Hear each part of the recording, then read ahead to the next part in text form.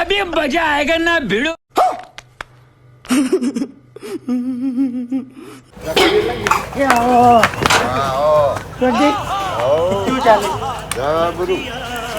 તમે તો દેખાતો નહીં છે હમણાં થિયેટરમાં